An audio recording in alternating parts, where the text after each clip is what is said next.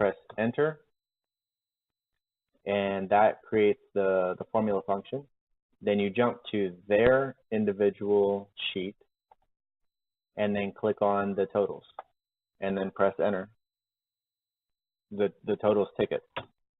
So now if you see, this is enter, which created the function, and then we're going to Alex B's sheet, okay, and then we're looking at cell B1.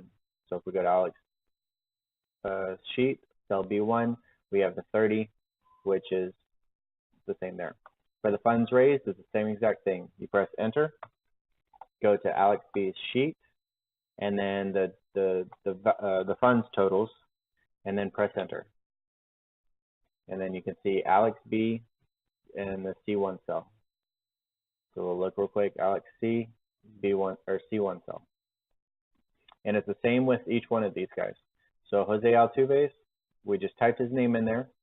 We had pressed enter, and then we went to Jose Altuve's sheet, and then cell B1, Jose Altuve's sheet, cell B1.